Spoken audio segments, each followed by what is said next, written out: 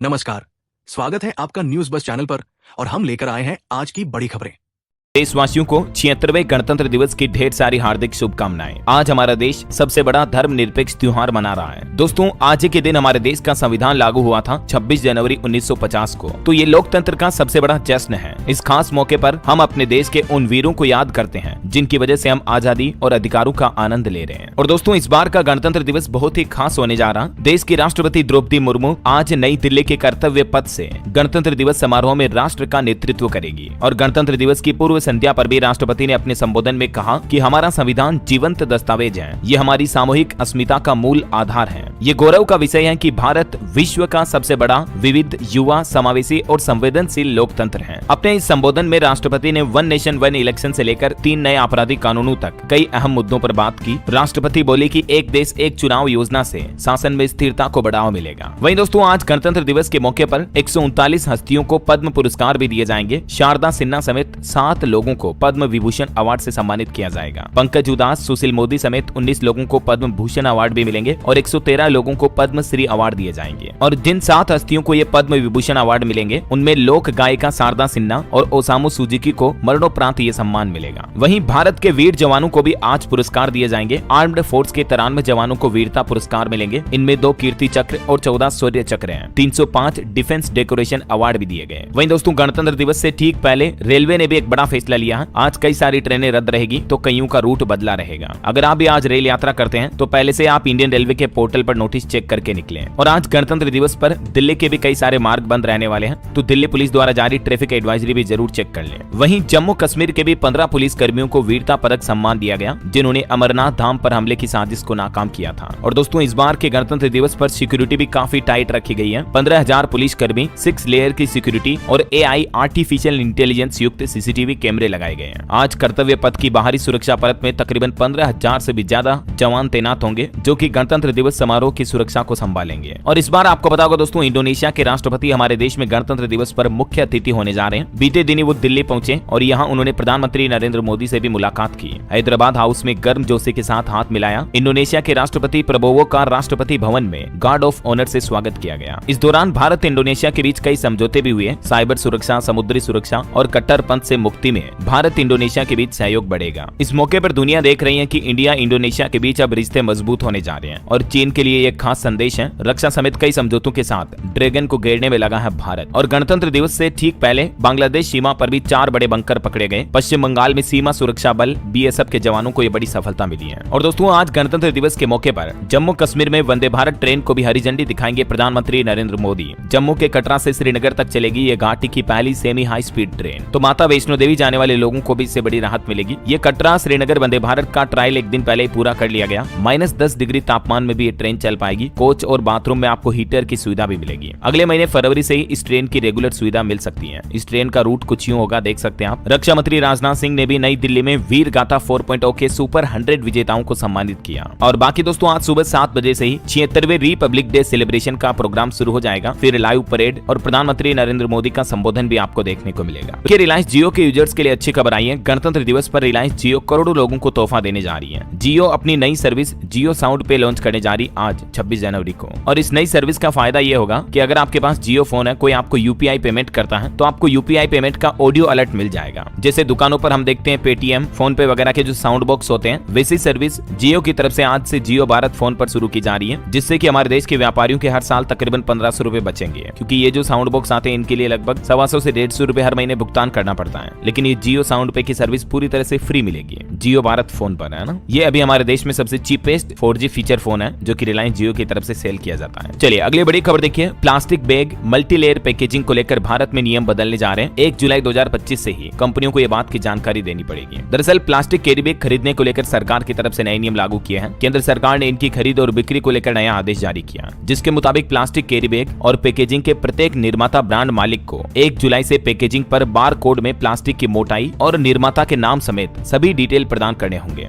यानी बारकोड को स्कैन करके उस कैरी बैग के बारे में, उसकी कंपनी डिटेल, उसकी प्लास्टिक की क्वालिटी कैसी है, सब कुछ पता चल जाएगा। दरअसल सरकार का प्लान है प्लास्टिक वस्तुओं के इस्तेमाल पर रोक लगाई जाए और इनका इस्तेमाल कम से कम हो। यही वजह की 2022 में भी सरकार ने इससे जुड़े कुछ फैसले लिए थे। अभी जुलाई 2025 से भी कुछ नियमों को फॉलो करना अनिवार्य होगा। अगर कंपनियां इन नियमों को पालन नहीं करेगी तो सजा का प्रावधान भी रखा गया है। चलिए अगली खबर देखिए। भारतीय स्टेट बैंक SBI की एक रिपोर्ट में खुलासा हुआ है कि महिलाओं के खाते में सीधे नकद भेजने वाली योजनाओं की सुनामी राज्यों के लिए ठीक नहीं है, क्योंकि इससे राज्य सरकारों के पास बजट कम पड़ेगा और सरकारों पर कर्ज का बोझ बढ़ेगा। तो SBI की तरफ से ये चेतावनी दी गई है। वहीं दोस्तों बजट 2025 की भी तैयारियां पूरी हो चुकी हैं। बस 3-4 दिन बाद 1 फरवरी को बजट भी जारी हो जाएगा। इसको लेकर भी कुछ रिपोर्ट सामने आ रही। देखिए बजट में कृषि, MSME, घरेलू खपत और रोजगार सृजन को प्राथमिकता मिलने की उम्मीद है। विशेषज्ञों की तरफ से भी सरकार को यह राय दी गई है कि इन सभी सेक्टर पर बजट का फोकस रखा जाए। और स्टूडेंट छात्र छात्राओं को भी राहत मिल सकती है, क्योंकि बजट में मांग की जा रही है कॉपी किताबों पर GST को कम किया जाए और सरकार पेट्रोल डीजल की कीमतों को भी कंट्रोल करे। बजट पर मार्केट एक्सपर्ट ने सरकार को ये भी सुझाव दिए हैं। छात्रों ने रोजगार, शिक्षा, स्वास्थ्य, स्टार्टअप और GST जैसे मुद्दों पर चर्चा की। वहीं ICAI ने भी एक जॉइंट टैक्स फाइलिंग का प्रस्ताव रखा, जिससे कि शादीशुदा जोड़ों को बजट में फायदे मिल सकते हैं। आगामी केंद्रीय बजट 2025 को लेकर ICAI का ये नया प्लान है, यानी कुछ नए इनकम टैक्स स्लैब आपको देखने को मिल सकते हैं। और खबर तो ये भी है दोस्तों कि बजट में 15 लाख तक के इनकम वालों को भी 3 लाख तक की टैक्स छूट का फायदा मिलेगा और 10 लाख रुपए तक की इनकम पर कोई टैक्स नहीं लगेगा। मिडिल क्लास को टैक्स छूट का भी ये फायदा दे सकती है सरकार। और इस बार सरकार डिफेंस सेक्टर का बजट भी 5 से 10% तक बढ़ा सकती है, देश की सुरक्षा को ध्यान में रखते हुए। वहीं बजट में ग्रामीण अर्थव्यवस्था यानी रूरल इकोनॉमी को लेकर भी कुछ बड़े ऐलान हो सकते हैं। किसान भाई लोगों के लिए बेहतर बीज, कृषि की आधुनिक तकनीक और कृषि निर्यात को बढ़ावा देने के भी उपाय संभव हो सकते हैं इस बजट में। इस बार सरकार 15% तक कृषि बजट को बढ़ा सकती है और जो किसान सम्मान निधि योजना के तहत हर महीने 6-6 हजार रुपए मिलते हैं, उसमें भी बढ़ोतरी की संभावना है ना। तो ये कुछ बजट को लेकर दोस्तों मार्केट एक्सपर्ट और इकोनॉमिस्ट के सुझाव चल रहे हैं। फिलहाल अपन आगे बढ़ते हैं खबरों में। देखिए आप, भारतीय अंतरिक्ष एजेंसी इसरो फिर से इतिहास रचने के लिए तैयार है। 29 जनवरी को लगेगी सैटेलाइट सेंचुरी। दरअसल 29 जनवरी 2025 को इसरो अपना 100वां सैटेलाइट लॉन्च करने जा रहा है। श्रीहरिकोटा के सतीश धवन अंतरिक्ष केंद्र से GSLV F-15 मिशन को लॉन्च करने के लिए पूरी तरह तैयार है इसरो। और बड़ी खबर देखिए, मुंबई हमले का दोषी तहव्वुर राणा भारत लाया जाएगा, क्योंकि अमेरिकी सुप्रीम कोर्ट से इसके प्रत्यर्पण की मंजूरी मिल चुकी है। हेडली के साथ मिलकर इसने भारत में अटैक का प्लान बनाया था। चलिए बढ़ते हैं अब अगली खबर की तरफ। दोस्तों सोचिए, अगर एक दिन आपके बाल अचानक झड़ना बंद हो जाएं और फिर से घने हो जाएं तो कैसा लगेगा। ये एक सपना लगता है, लेकिन एक ऐसे तेल की वजह से ये सच बन रहा है जो बिल्कुल असली है और डायरेक्ट आदिवासी कम्युनिटी के हाथों से बनाया गया है। पर यहाँ एक दिक्कत है, मार्केट में डुप्लीकेट प्रोडक्ट्स छा गए हैं जो असली के नाम पर लोगों को धोखा दे रहे हैं। आपको असली सच बता दूं, ये आदिवासी ऑयल कर्नाटक की हक्की पिक्की कम्युनिटी ने 100 से ज्यादा जड़ी बूटियों के साथ बनाया है और सिर्फ ये लोग जानते हैं उन जड़ी बूटियों का असली फायदा कैसे उठाना है। अगर आपको बालों की कोई भी प्रॉब्लम हो, चाहे वो झड़ना हो, सफेद होना हो या गंजापन, ये असली आदिवासी ऑयल इसका जवाब है। मैंने खुद 3 महीने से इसका इस्तेमाल किया है और कहना पड़ेगा तेल में वाकई दम है। और दोस्तों, आपको असली और जेन्युइन आदिवासी ऑयल के लिए Amazon, फ्लिपकार्ट या मीशो जाने की जरूरत नहीं है, क्योंकि वहां सिर्फ डुप्लीकेट मिलते हैं। मैं असली आदिवासी ऑयल की लिंक डिस्क्रिप्शन और पिन कमेंट में दे चुका हूं, जाकर अभी ऑर्डर करें, क्योंकि बालों की सेहत के लिए असली का कोई सब्स्टिट्यूट नहीं होता।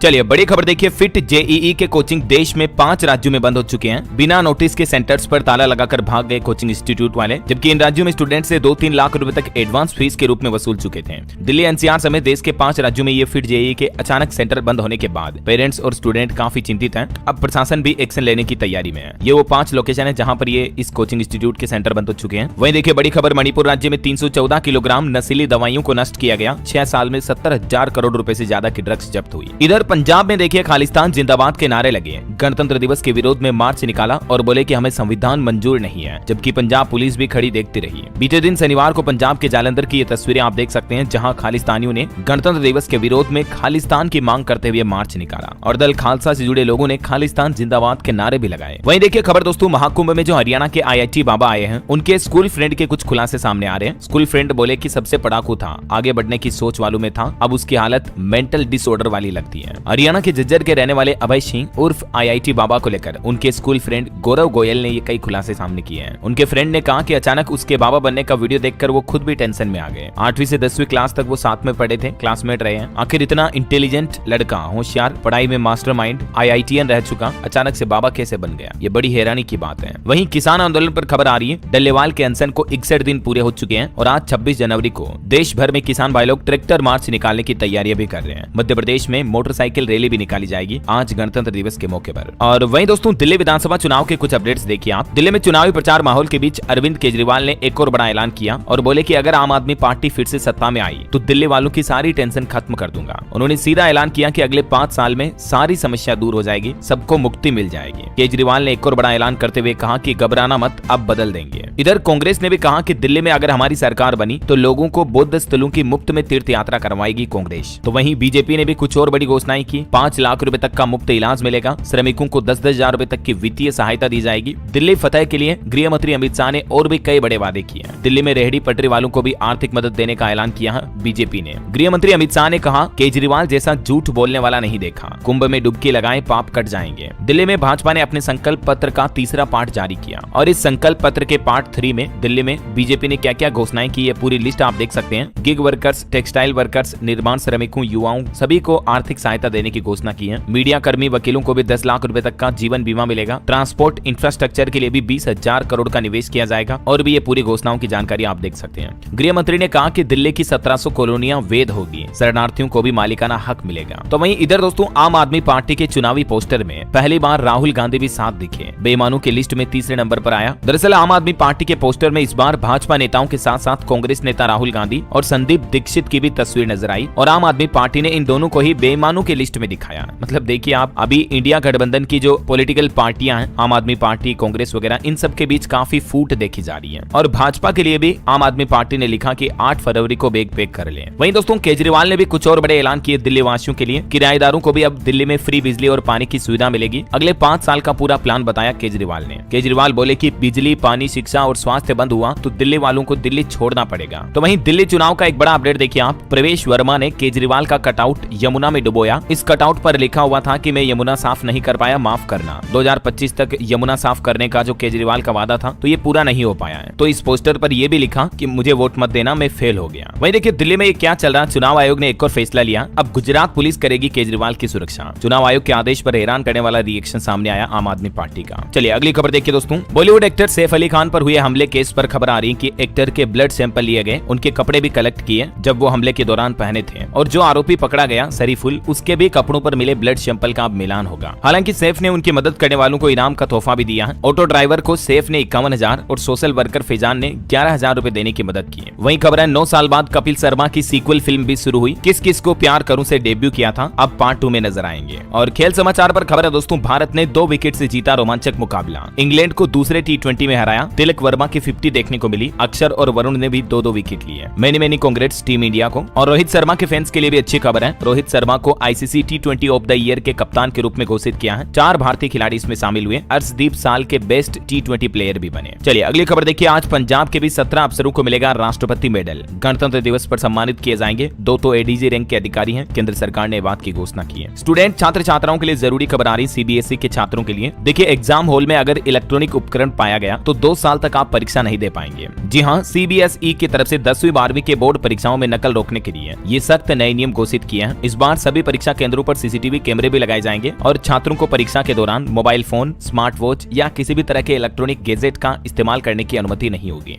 और अगर कोई छात्र इन गैजेट के साथ पकड़ा जाता है तो सीधा आप पर 2 साल तक के लिए प्रतिबंध लगा दिया जाएगा। एग्जाम में बैठने की अनुमति नहीं होगी। वहीं CBSE ने स्कूलों को यह भी निर्देश जारी किया कि आप स्टूडेंट्स और पेरेंट्स को समझाएं अपार ID का महत्व। जिन स्टूडेंट की अभी तक भी अपार ID नहीं बनी हुई है तो आप ऑनलाइन अपार पोर्टल के माध्यम से अपनी अपार ID जरूर बनवा लें। और खबर है दोस्तों, हिमाचल प्रदेश में भी अब 4 साल की होगी स्नातक की डिग्री। न्यू एजुकेशन पॉलिसी के नियमों को HPU ने लागू कर दिया है। हिमाचल प्रदेश विश्वविद्यालय की तरफ से यह फैसला लिया गया। और एक बड़ी खबर देखिए, उत्तर प्रदेश में जहरीली चाय की पत्ती मिलने से हड़कंप समझ गया। 23 लाख का माल सीज किया गया। यूपी गोरखपुर में ये जहरीली चाय की पत्ती पकड़ी गई है। खाद्य सुरक्षा एवं औषधि प्रशासन विभाग की तरफ से अब खुली चाय पत्ती बेचने वालों की जांच भी शुरू की जाएगी। इधर यूपी नोएडा में भी देखिए 4 लाख लोगों को बड़ी राहत मिलने वाली है, क्योंकि नोएडा अथॉरिटी ने 10 करोड़ के प्रोजेक्ट को भी मंजूरी दे दी है। इन एरिया में रहने वाले 4 लाख लोगों को ये बड़ी राहत मिलने जा रही है। और एक खुशखबरी देखिए, हरियाणा के लोगों को भी इलेक्ट्रिक बसों की सौगात मिलेगी। आज 26 जनवरी को शुभारंभ होगा। जी हाँ, हरियाणा राज्य में अब आप रोडवेज बसों की तरह इलेक्ट्रिक बसों में भी सफर कर पाएंगे। आज से ये नई सुविधा शुरू होने जा रही है। वहीं बिजली पर एक अच्छी खबर आ रही है। महाराष्ट्र में 1.5 करोड़ लोगों को अगले 5 साल तक सस्ती बिजली मिलेगी। MSEDCL ने रखा बिजली दरों में कटौती का प्रस्ताव भी। जी हाँ, महाराष्ट्र राज्य में पहली बार महाराष्ट्र राज्य विद्युत वितरण कंपनी निगम लिमिटेड की तरफ से बिजली दरों में कटौती का प्रस्ताव रखा सरकार के सामने। अगर सरकार इस प्रस्ताव को मान लेती है तो राज्य के 1.5 करोड़ से भी ज्यादा बिजली उपभोक्ताओं को अगले 5 साल तक सस्ती बिजली दरें मिल पाएगी। और अगला अपडेट देखिए, ट्राई के निर्देश के बाद अब सभी टेलीकॉम कंपनियों ने नए रिचार्ज प्लान पेश कर दिए हैं और कई सारे पुराने प्लान्स को निरस्त भी कर दिया है। इन नए रिचार्ज प्लान में आपको कॉलिंग ओनली के प्लान मिलेंगे, मतलब मोबाइल डेटा की सुविधा नहीं मिलेगी। और अब ट्राई का यह भी कहना है कि कॉलिंग प्लस एसएमएस के ओनली टेरी प्लान की जांच भी की जाएगी। टेलीकॉम कंपनियों ने कीमत कम किए बिना ही डेटा हटाकर नए पैक जारी कर दिए तो उन कंपनियों पर कार्रवाई भी होगी। बहरहाल अभी तो कुछ और महत्वपूर्ण और काम की खबरें देखेंगे दोस्तों अपन, लेकिन फिलहाल वक्त तो चला है आज के ताजा मौसम समाचार जानने का। देखिए, मौसम विभाग की चेतावनी आ रही कि फिर से करवट लेगा मौसम। उत्तर भारत समेत देश के कई राज्यों में फिर से बारिश के साथ ठंड वापस लौटेगी। देखिए, देश में आज भी 11 राज्यों में कोहरे का अलर्ट है। हिमाचल प्रदेश में बर्फबारी और बारिश रुकी। बिहार के 11 जिलों में कोल्ड डे की चेतावनी। 15 जिलों में घने कोहरे का भी अलर्ट है। मध्य प्रदेश में भी ठंड बढ़ी। कुछ अलग अलग राज्यों के मानसून अपडेट देखिए आप। एमपी में अगले 3 दिन कड़ाके की ठंड की चेतावनी है। भोपाल में तो तापमान 7 डिग्री तक गिरा। वहीं राजस्थान में भी मौसम विभाग की चेतावनी है। अगले 4 दिन तेज ठंड पड़ेगी। जयपुर, उदयपुर समेत कई जिलों में ओस की बूंदें जमने लगी फिर से। अगले सप्ताह से वापस बदलेगा मौसम। बिहार में भी ठंड की वजह से लोगों में ब्रेन हेमरेज के केस बढ़ रहे हैं। एक ही दिन में IGIMS में 8 मरीज भर्ती हुए हैं। आज भी बिहार के 11 जिलों में कोल्ड डे का अलर्ट है। इधर झारखंड में भी मौसम विभाग का कहना है कि आज से फिर से ठंड बढ़ेगी। 3 से 5 डिग्री तक गिरेगा तापमान। पंजाब के भी 6 जिलों में शीतलहर का अलर्ट है। 3 दिन तक तापमान और गिरेगा। हिमाचल के 5 जिलों में आज शीतलहर की चेतावनी। 29-30 तारीख को हिमाचल के कई जिलों में बारिश और बर्फबारी का भी अलर्ट है।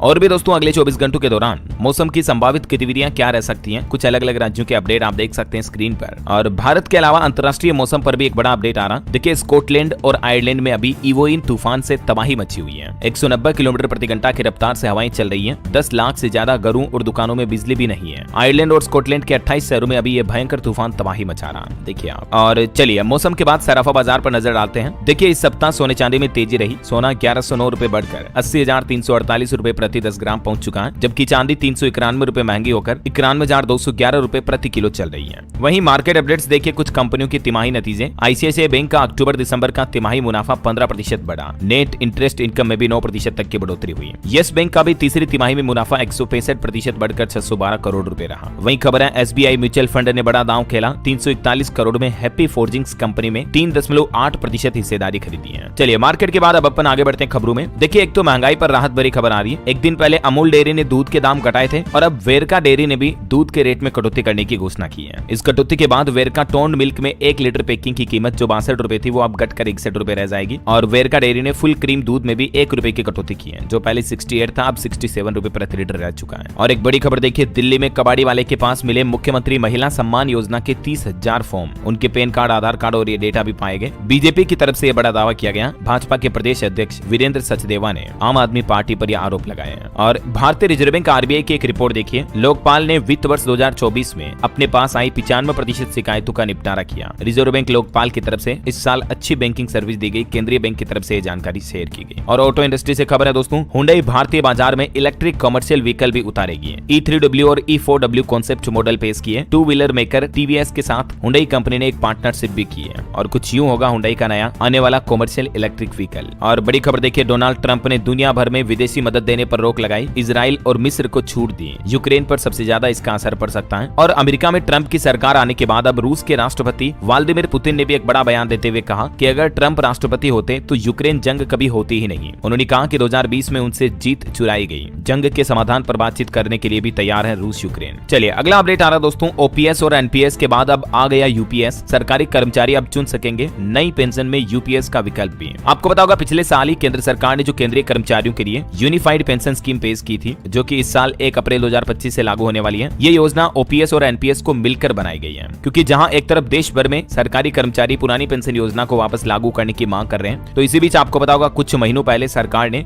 UPS का कॉन्सेप्ट पेश किया था, मतलब यूनिफाइड पेंशन स्कीम। तो अभी केंद्र सरकार की तरफ से गणतंत्र दिवस के मौके पर यूनिफाइड पेंशन स्कीम का गजट नोटिफिकेशन भी जारी कर दिया है। हालांकि कर्मचारी संगठन इस योजना को तगड़ा झटका बता रहे हैं उनके लिए। खैर, केंद्र सरकार ने अभी तो ये UPS स्कीम को अधिसूचित कर दिया है और ये स्कीम 1 अप्रैल 2025 से लागू होगी। और दोस्तों, ये UPS योजना में क्या क्या लाभ मिलेंगे सरकारी कर्मचारियों को, इनकी पूरी लिस्ट भी आप देख सकते हैं स्क्रीन पर। चलिए अगला अपडेट देखिए, भारतीय सेना ने आकाश मिसाइल का भी सफल परीक्षण किया। ये मिसाइल एक साथ 4 निशानों को भेदने की क्षमता रखती है, तो इससे भी इंडियन आर्मी की ताकत और मजबूत होगी। उड़ीसा के गोपालपुर में ये मिसाइल का सफल परीक्षण किया गया। और हेल्थ को लेकर एक चौंकाने वाली रिसर्च सामने आ रही है कि महिलाओं को 31% ज्यादा खतरा होता है लॉन्ग कोविड का। महिलाओं के कई अंगों को भी नुकसान होने का खतरा है। मतलब जो महिलाएं कोविड-19 का अगर शिकार हुई है तो उनमें ज्यादा लंबे समय तक कोरोना के लक्षण और इसके दुष्प्रभाव देखने को मिल सकते हैं। पुरुषों की तुलना में। कोरोना पर हालिया वैज्ञानिकों की रिसर्च में ये खुलासा सामने आया है। और खबर है, भारत के विदेश सचिव चाइना का दौरा कर रहे हैं। अभी कैलाश मानसरोवर समेत द्विपक्षीय हित के मुद्दों पर बातचीत होगी। 26-27 जनवरी को चीन की यात्रा पर जा रहे हैं वो आज से ही। और वहीं खबर देखिए, ओला उबर ने सरकारी नोटिस पर अपनी प्रतिक्रिया देते हुए कहा कि फोन या मॉडल पर आधारित मूल्य निर्धारण में कोई भेदभाव नहीं किया जाता है। अभी एक दिन पहले आपको पता होगा, सरकार ने दोनों कंपनियों को नोटिस भेजा था कि मतलब आईफोन और एंड्रॉइड में अलग अलग किराया क्यों बताता है। ओला में सेम लोकेशन पर सेम कैब जो है वो अलग अलग रेंट बताती है, अगर फोन आईफोन है या एंड्रॉइड है तो इस पर सरकार ने नोटिस जारी किया था, तो उसका कंपनी ने जवाब दिया है। चलिए अगला अपडेट आ रहा है एक्सपोर्ट पर। एक रिपोर्ट देखिए आप, निर्यात की अनुमति के बाद भी चीनी मिलों को ऑर्डर पाने में परेशानी हो रही है, तो इस वजह से घरेलू मार्केट में 10% तक दाम बढ़े हैं चीनी शुगर के। और सीबीआईसी की एक बड़ी पहल देखिए, जिन संस्थाओं के लिए जीएसटी पंजीकरण जरूरी नहीं है उन्हें भी अब अस्थायी टीन मिलेगा। सीबीआईसी यानी central board of indirect taxes and customs की तरफ से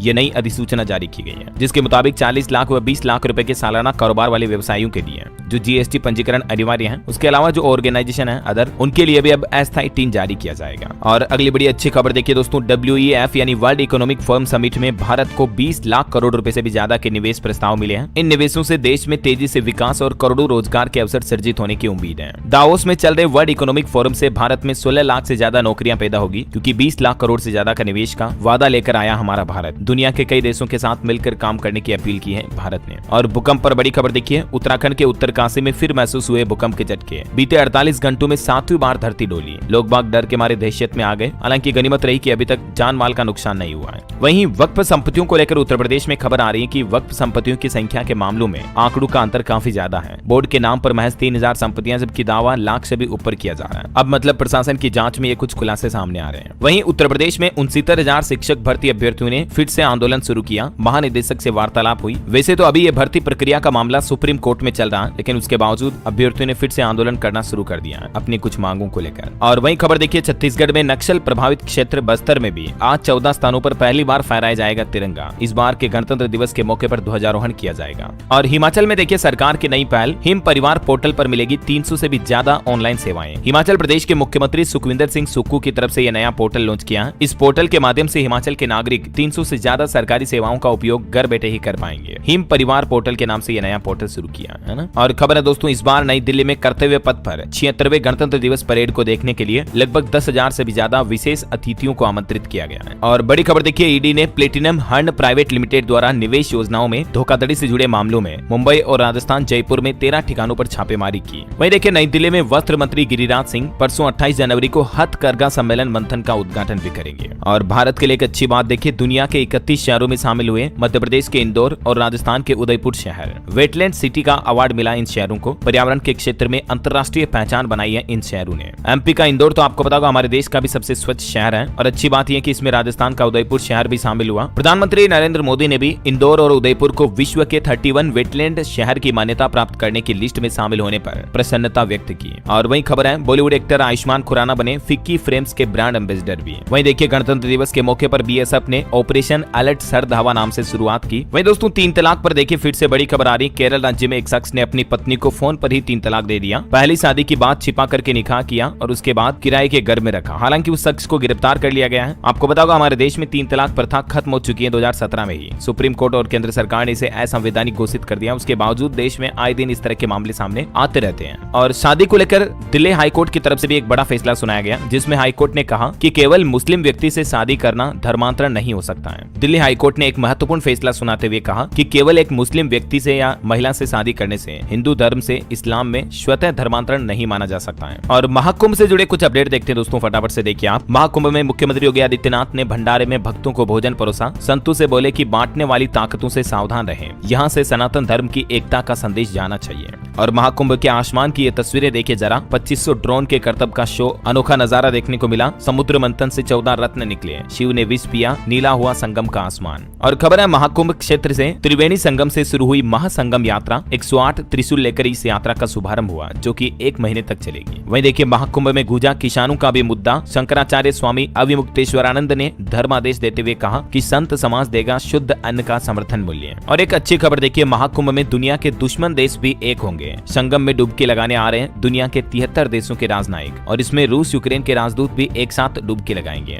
जबकि आपको पता होगा रूस यूक्रेन के बीच तो काफी समय से जंग चल रही, युद्ध चल रहा, लेकिन दुश्मनी में भी एकता का संदेश दे रहा महाकुंभ। और खबर है है मौनी अमावस्या पर भी 1000 अतिरिक्त बसें चलाएगा उत्तर प्रदेश रोडवेज परिवहन विभाग। यूपी के परिवहन मंत्री की तरफ से महाकुंभ को लेकर सख्त निर्देश भी जारी किए गए। और कुंभ जाने वाले श्रद्धालुओं के लिए एक और बड़ी राहत की खबर आ रही है। आकाशा एयरलाइन ने 4 शहरों से डायरेक्ट फ्लाइट सेवा भी शुरू कर दी है। अगर आप महाकुंभ जाना चाहते हैं तो अब दिल्ली के माध्यम से पुणे, हैदराबाद, अहमदाबाद और बेंगलुरु से आपको प्रयागराज की सीधी फ्लाइट कनेक्टिविटी मिल पाएगी। और खबर है ममता कुलकर्णी को महामंडलेश्वर बनाने पर अब विवाद भी पैदा हो रहा है। शांभवी पीठाधीश्वर ने कहा कि कुंभ का मजाक बनाया गया। तो वहीं अखाड़ा परिषद के अध्यक्ष बोले कि वैराग्य कभी भी आ सकता है। जो कि अभिनेत्री हैं, बॉलीवुड एक्ट्रेस हैं ममता कुलकर्णी। आपको पता होगा अभी एक दिन पहले उन्होंने पिंडदान किया और महामंडलेश्वर बनी, तो अभी इन पर भी विवाद चल रहा है। और एक अच्छी खबर देखिए, अब विदेशी भक्त भी खुलकर दे सकेंगे दान। वृंदावन के बांके बिहारी मंदिर को भी FCRA लाइसेंस मिल चुका है, यानी विदेशी डोनेशन भी ले पाएगा अब ये मंदिर। और खबर है महाकुंभ 2025 में AI कैमरों से भी भीड़ पर नजर रखी जा रही है। मौनी अमावस्या पर 10 करोड़ श्रद्धालुओं के आने का अनुमान है, तो इसको लेकर प्रशासन पहले से ही अलर्ट है। और यूपी काशी की भी ये तस्वीरें देखिए जरा, 10 लाख लोगों की भीड़, 22 अफसर सड़कों पर उतरे। सड़कें गलियां सब फुल रही, 3 किलोमीटर लंबी लाइन लगी। वीकेंड पर अयोध्या में कुछ ऐसा हाल देखने को मिल रहा है, क्योंकि अभी काशी अयोध्या में भी मतलब प्रयागराज से काफी भक्त आ रहे हैं। तो ये कुछ महाकुंभ वगैरह के अपडेट चल रहे हैं। और चलिए फिलहाल अपन आगे बढ़ते हैं खबरों में। देखिए आप, पानी का बिल भरने के लिए हो जाए तैयार। हिमाचल की सुक्खू सरकार की तरफ से नया आदेश जारी किया गया, जिसके मुताबिक हिमाचल प्रदेश के ग्रामीण क्षेत्रों में रहने वाले लोगों को अब हर महीने 100 रुपए पानी का नल का शुल्क देना पड़ेगा। हालांकि विधवा और तलाकशुदा महिला और दिव्यांगों को इस शुल्क में छूट दी जाएगी। वहीं खबर है बिहार गोपालगंज के लोगों के लिए भी खुशखबरी। नीतीश सरकार 230 पुराने तालाबों का रिनोवेशन करवाएगी, जीर्णोद्धार करवाएगी। चलिए कुछ और स्टेट न्यूज अपडेट देखते हैं दोस्तों फटाफट से। देखिए राजस्थान में भी किसानों ने MSP पर कानून लागू करने की मांग की। किसान महापंचायत ने गांव बंद का आंदोलन शुरू करने का भी फैसला लिया। राजस्थान के 37 जिलों में जन जागरण अभियान चलाया जाएगा। और खबर है दोस्तों 27 जनवरी से जापान दौरे पर जाएंगे मध्य प्रदेश के मुख्यमंत्री doctor Mohan Yadav. Tokyo, Osaka और कोबे में उद्योगपतियों और निवेशकों से बातचीत करेंगे। वहीं खबर है मध्य प्रदेश के भी 4 अफसरों को प्रेसिडेंट मेडल अवार्ड दिए जाएंगे आज गणतंत्र दिवस के मौके पर। और देखिए मध्य प्रदेश में भी पुरानी पेंशन बहाली के लिए कर्मचारियों ने एक बार फिर से प्रदर्शन किया। टीकमगढ़ में केंद्रीय मंत्री के बंगले पर भी पहुंचे कर्मचारी, PM को भी ज्ञापन भेजा।